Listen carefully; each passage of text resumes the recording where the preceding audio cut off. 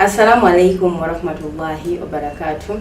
Essaawa yennyini entuufu wano ku Salam TV tubanyiriza nnyo ku show yammwe eŋŋanzi ekkula ly'omukyala ng'omuweereza mmwe nga bulijjo ndi Ashura Mutale. Ekkula ly'omukyala show y'abakyala etukumaakuma ffe ng'abakyala etuzza obujja etuwa ebyokkola ebyo gye tuwangaalira kubeera nga obulamu bweyagala obulamu nga butambula bulungi ate nga tetuvudde ku nnono za busiraamu. Nabo tutyo nga bulijjo tukyazizza omukyala Aisha Nasuna, Secretary Muslim Girls International. Nga ffenna bulijjo tuwulira Muslim Girls International eri buli wamu ku social media, Facebook, Muslim Girls International. Twagala okumanya Muslim Girls International somero, Muslim Girls International kyeki. Olunaku lwayo tugenda kubeera nga tugifuna mu bulambulukufu. Tusanyusa okulaba mukyala Aisha Nasuna. Alhamdulillah, bismillahirrahmanirrahim. Nange nsanyusa okubeera nga akyazibwa wano ku Salam TV. Amanya Aisha Nasuna, Secretary Muslim Girls International. Assalamu alaikum wa rahmatullahi wa barakatuh. Wa alaikum salam wa rahmatullahi wa barakatuh. Muslim Girls International mukyala Aisha yekisomero kiki tukiwulira buwulizi. Muslim Girls International si ssomero mukwano. Muslim Girls International organization nene nnyo era organization yeyo ya Busiraamu ya bakyala abasiraamu n'abaana abawala ku myaka gyonna ebuulirira abaana abawala abakyala abasiraamu kuzza ennyambala y'abasiraamu hijab restoration n'ennono z'obusiraamu. Abaana abawala bangi basuddewo ennyambala y'obusiraamu nga batunulidde .com era gye tulimu buli kimu akugamba kiri ku .com. So kati twavaayo nga Muslim Girls International tuzze ennyambala y'obusiraamu nga tujjawo kiri abaana abawala kye bagamba tituli ku .com bambala bubi bakulembeza western culture bambala omuntu waba yebikiridde kiba fine. Bangi beebikirira naye nga beebikirira bambadde empale abamu bateekamu legging ne bateekako top dress nasigala nga kakaya kaleseyo alhamdulillah. Nekyo tekimala eyo si ennyambala y'obusiraamu. Twagala tubuulirira abaana abawala okuddamu okubeera nga bajjukira kuba tetusomesa busomesa nti ffe abakitandiseewo kino kirambika okuva mu Qur'ani tukijjukiza Suratul Ahzab ekyogerako, Suratul Nur ekyogerako, Qur'ani ekyogerako n'omubaka abe yakitusomesa sallallahu alaihi wasallam okubeera nga twebikirira. So kati tetuvuddeeyo kubeera nga tusomesa busomesa wabula tujjukiza abaana abawala abakyala omulembe guno gwe basinza okwonoonekeramu gwe bayita .com okwonooneka tubasaba bambi era nga tubabuulirira bazze ennyambala y'obusiraamu. Kati Muslim Girls International tumaze okulaba nti organization vision yammwe eri ki kikye mulina mu vision kituufu vision yaffe nnene naye nanditandise n'emmoto kuba mmoto ate kwe tutambulira. Moto yaffe egamba nti I'm stuck on Allah, so should you. Nyweredde ku Allah naawe bw'oba okola. Bwe mba nyweredde ku Busiraamu Ashura nga nyweredde kubeera nga ntya Allah nga nyambala sheria nga bw'ogiraba kati nga neebikkirira naawe kyekifaananyi kye njagala otambuliremu. Saagala nyambale ate gwe nkuleko otayaaye nga oli bwereere. Tugamba oba oyagala otubeere nga munywevu gwetadde ku Allah bwe njagala naawe oteeke ku Allah. Tubeere nga ffenna tutambulira mu kituufu Allah kyatwagaza natukola. Kati eyo ye mmoto? Eyo ye mmoto. So vision yaffe egamba nti to have in place a beautiful, peaceful, God-loving and fearing community, nation, globe coined or otherwise hopeless and vulnerable, and training in a rehabilitation way of the Islamic norm. Tugenda vision yaffe eraga okubeera nga tuzza okufuna ekifaananyi ekirungi ekyemirembe ekiri ku Busiraamu gye tuwangaalira mu nsi yaffe n'ebitundu ebirala byonna. Eyo vision yammwe. Mission ne muba nga mugoberera ki? Mission yaffe tugoberera okubeera ekibiina ekisinga okwogerwako oba okubanga byekikoze birabika birambulukufu nga biri ku mustawa gwa Busiraamu nga si byakwekekereza olina ddeeri nagamba nti ate kino ate nga birabika nga birambulukufu ngera byolerefu biri halali bikulusiramu. Alhamdulillah sallallahu alayhi wa sallam. Allahumma amina. Muslim Girls International muli ku aims zammwe kyebigendererwamu byammwe biri bikikuba tula organizations nyingi nyo bannaye zigenda ne zijja ebigendererwa bati ate ne babango babaali bagenderera birala ate oluusi ne bawaba ne badda kubeera oluusi ne zikola zitya ebintu ne bigaana oluusi mwe ebigendererwa byammwe biri ku ki? Ebigendererwa bya Muslim Girls ekisookerwako tekitasobola kubeera nga mbuusa busiraamu. Ekyokubiri ennyambala y'omwana omuwala ey'obusiraamu ey'omukyala ey'obusiraamu. Ekyokusatu okubuulirira omwana omuwala omukyala omusiraamu okubeera ng'akola ebintu ebiri ku busiraamu. Mukyo tetuli wabweru wa busiraamu, obusiraamu bulambulukufu tuli ku busiraamu bwe tubinkiza mu bakyala mu baana abawala mu nnyambala mu nneeyisa buli kimu. Kale kitegeeza ogenze n'ogamba nti abaana abawala mu .com era eno olinga agamba nti bo already abaagala eddiini mwabajjeemu nti era muli okitegeeza kyentegeeza nkiraba. Alhamdulillah niza okuba gwakutte obubi oba nze nalamuddewo obutamalayo nti tutunulidde abaana abawala okubanyweza mu kujjukiza oba omanyi kuba mutuufu na tuzaalibwa nga tuli basiraamu abasinga alhamdulillah tuzaalibwa maka nga tukulidde basiraamu ne batukuza mu busiraamu obulungi bakuyigiriza okwambala naye gwe omwana omuwala myaka 18+ bw'ogendako ku campus bw'ovaako ewaka ate n'oggyako akakaaya bw'ovaako ewaka ate n'osalawo ababikooye bambi saba Allah amuzze kuba tekuba kukooba tulina kugondera tteeka lya Allah ery'okwambala. Sandyagadde okwowe gwatandise n'emmini leero gwe Shakira gwe Aisha gwani munaasonyiwa benjogeddeko amannya naye wenna mu kiti ekyo ky'olimu saba Allah eyo mini gy'otandise nayo nga abamu bakuzinga bwe bati bwazinga akakaaya saba Allah akusitula eddaala otandika okuveiringa ng'omukyala omusiraamu bw'alina okuveiringa okwebikkirira obulungi mwambale bulungi nnyo sharia ate tulina omulembe ngera weguli ogwa .com. Kituufu abaana abawala bamanyi balina okwambala obulungi era ate abasinga ne bazambala nakujjuma ayagala kujja sharia ye nga amanyi jjuma amanyi kisiibo naye ngaengoye baba nazo naye ayagala ateekemu bazita fashion kati fashion eziro za net style za janjo nga za net ateekako net nga kifuba kyonna kijjudde net n'omugongo ate alina okuba ku .com bakiyita alina okuba ku .com n'ayolesa n'alaga nti naye waali kale abalese okwo ate olaba ayambadde obusiraamu bugamba tayambadde obusiraamu bugamba omukyala omwana omuwala ayina kwoleseza oyo Allah gw'abeera nga akkiriza atamunkwatibwako nsonga kyentegeeza ayina bw'aba mukyala mufumbo ayina kwebikulira oyo bbaako naye gw'omwana omuwala atannafumbirwa gw'omwana omuwala akuzibwa ali ewaka gw'omwana omuwala atalina bbaawe lwaki obeera nga oyolesa obwerere bwo eri abantu.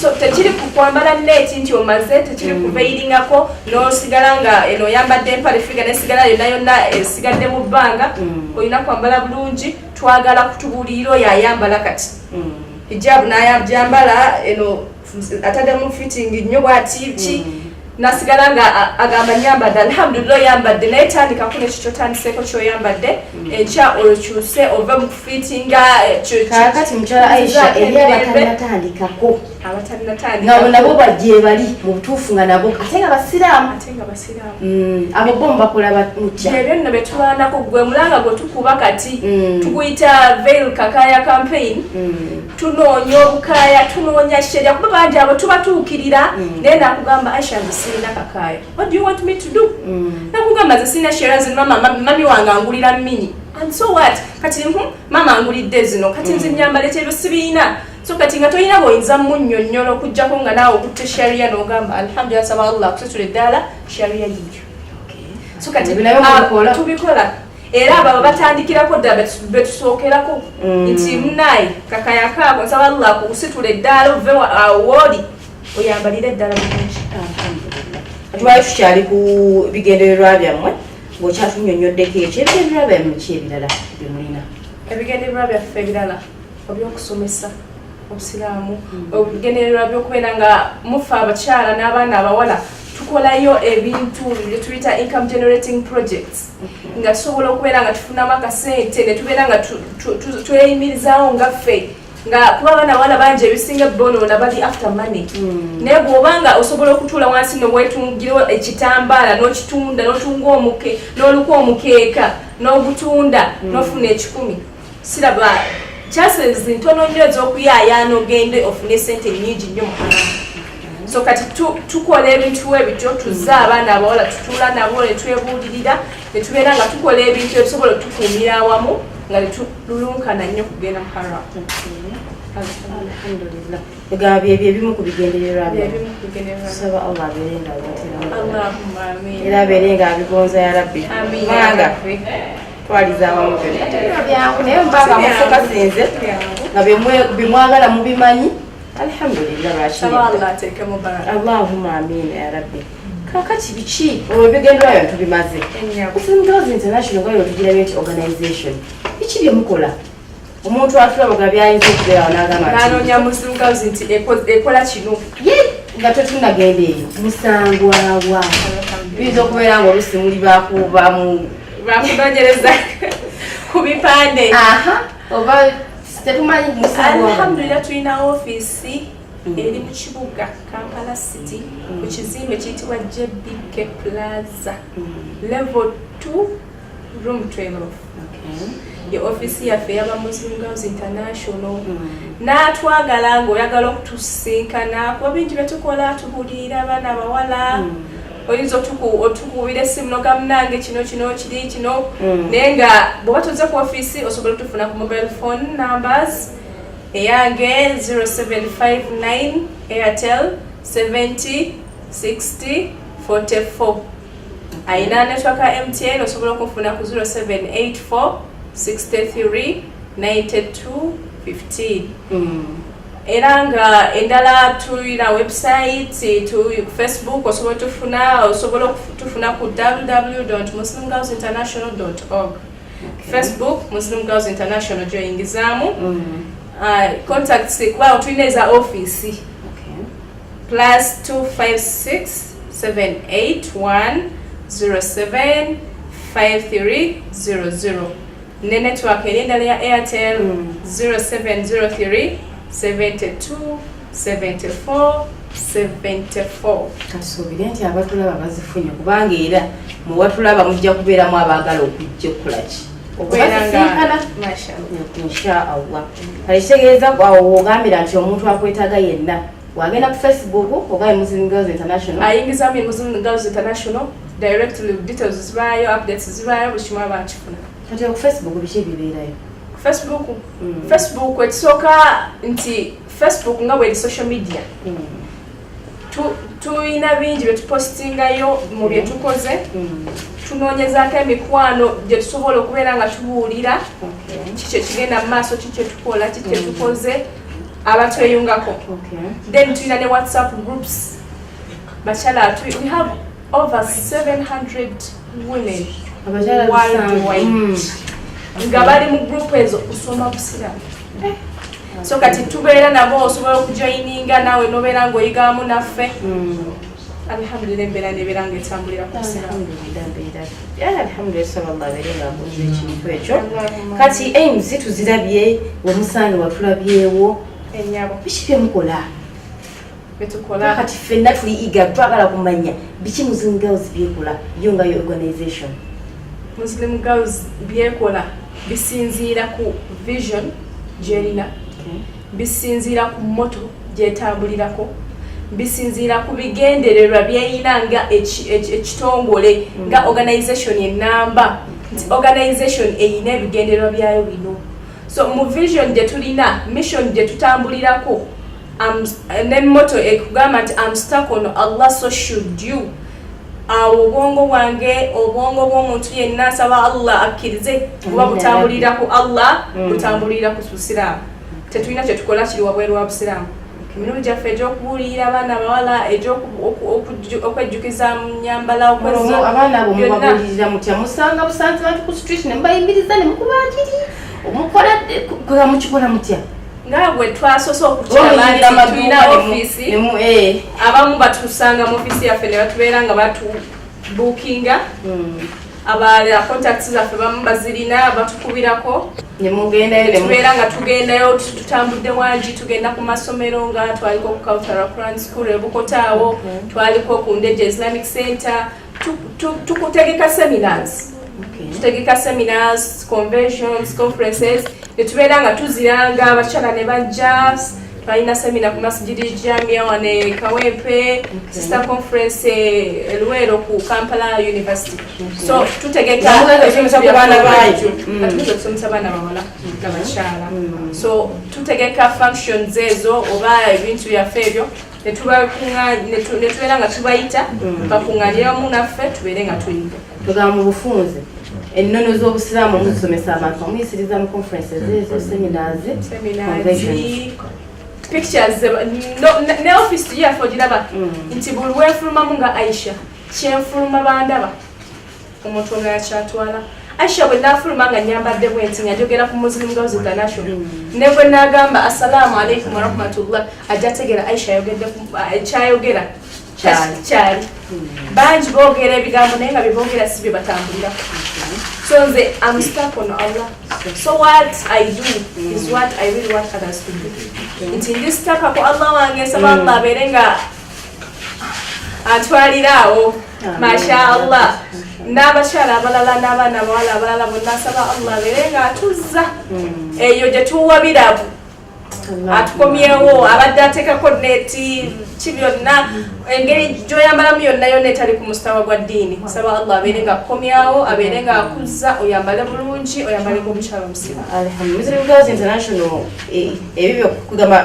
sijaga nti ebyo kubanga tulina akalaba kuzza seminars kagamba mukikolera mu seminars mu conferences tulina ebirala bye mukola tulina ebirala bye tukola nga campaigns tubako ne events zetutegese nga mu event tutegese event yokka ne tutegese event ng'erimu n'okuyigiriza nga gye tutegese kati ya swimming nga erimu n'okuyigiriza campaign tulina kakaya vel campaign eyokubeera nga tukiwulira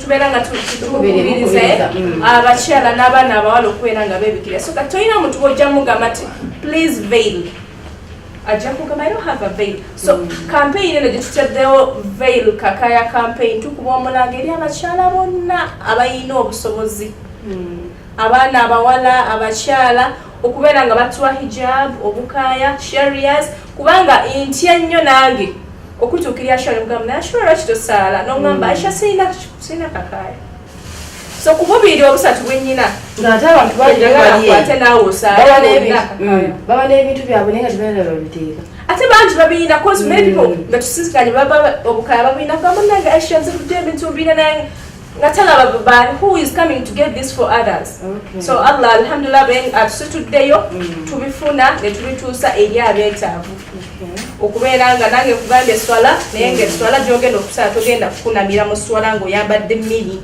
ogenda kusala eswala ne shariya so tulabye ogambye nti conferences seminars then ne mubaayo omentioninze ekya counseling oba tokite ekya counseling nakyogedde mu mukwano counseling eyo ya sente omuntu omusibaka sente twamunnaye kati atulabavaliyo kati bagamba owanga alhamdulillah alhamdulillah eri free lillah ekyo omusiraamu kyasobodde okumpanga allowance ya transport alhamdulillah naye I'm stuck on Allah so should you nyimiriddewo okugamba ashura kusaba ya rabbi kino kibi zina mubi kino kibi manyi lwaki nkugamba Allah ajja kunsasula so bw'ogamba Aisha munaye weebale nompa transport yandeesa alhamdulillah sijja kugamba nti ne transport nja mugana kiba kirabo kyange naye nga our catholic is free so ekibiina kyetolodde ku seminars counseling events campaigns everything charity temulinamu ka charity awo oba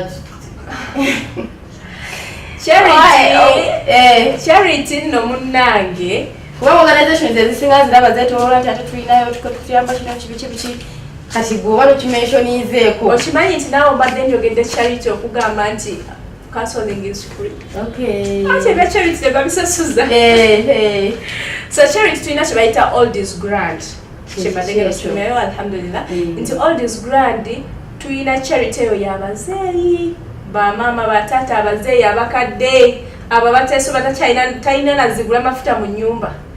Can you imagine? Nga talina na kibiriti mu nnyumba ajja kutambula akwata alabe nga atuuka ku buliri. Bano abayingira saa 12 ez'olweggulo ng'enkoko ziyingira. Anti ng'alina okuyingira emmere agya saa 10 awo bwe munoonya anti nga budde bujja kuwungeera nga talina nazikoleza tadoo. Ashura ky'oba omanya abantu baliyo beetaavu naye ate abazeeyi beetaavu. Osanga omuzeeyi nga bwakedde n'asulira afumbye omwogo we n'amundya ekiro ng'agenda okwebaka n'amukererako n'amazzi olwo no talina sukaali.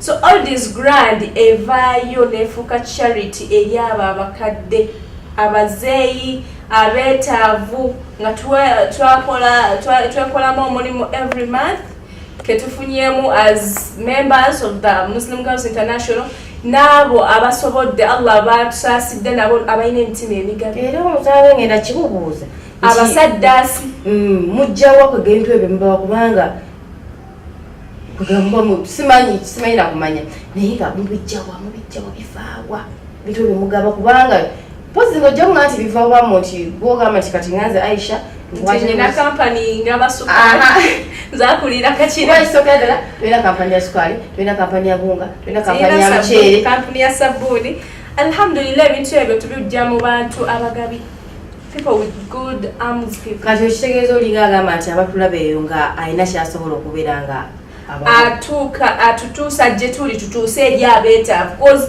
tekitegeeza nti tuuse eri Aisha nze nnywe sukaali ewange nti osobola kunkubira akasimu nongamba munaye nyirayo kiro yange ya sukaali sawa lwomba mutambudde eyo mugenze kitugumu mugenze wa nange saddaaka yange ogiteekeyo oba oliawo saba Allah akole ki abeere nga ampaamu ekisinga abantu abo tubanoonya era ne mube tulina bwe tutyo bwe tufuna kati essaawa ezi naakulaba waba akwetaaze poze nambazi tuwadde ale ojja kuddamu ozituwe nga tumaliriza inshallah kuba abantu abamu oluusi baba batudde butuuzi ku TV nga tebakutte na peeni tujja kuddamu tubeere nga tuzifuna inshallah bwe tutyo badde okyatunnyonnyola uko byemukola alhamdulillah tunnyonnyodde engeri gye mubifunamu tusaba Allah abeere nga agondeza ddala kubeera nga bibagondera alhamdulillah era mweyongera okubeera nga mukwasaganya ekintu ekyo Allah kennyini yaba akivuga kati byemukola byebyo alhamdulillah oba okyatwongerako. Alhamdulillah mbadde manyi nti I'm running on your pace. Tukola bingi nga nembya tukola leero kyesinga okubeera nga saagala mbuse maaso zenzi invent zetutegeka event oyogera ku event si byebi olwo event jukira ogambye kubanga event kintu nakyo kinene nnyo olina okutunyonyola event eyo mukitegeka mutya nebanga eri halaali kitegeera kyekiriza omanyi njagala nyo otambulira ku mission ku vision ku moto ya Muslim Girls International. I'm stuck on Allah ndi ku Allah omulesi wange koye yatonda nze natonda ashura natonda abantu abalala so nsaba Allah aleme kubeera nga okuva ku mulamwa nti nga bwe nkigamba nti I'm stuck on Allah mweredde ku Allah nsaba naawe kyoba okola naawe njagala onywerere ku Allah so siina kibwenyinza kugamba nti tulina kintu kyetukola kiri haramu. Alhamdulillah katini tugenda kubeera nga tukuddira n'omukyala Aisha Nasuna nga tunyonyola Muslim Girls International yeki bakola biki katukomewo wekumire ku Salam TV.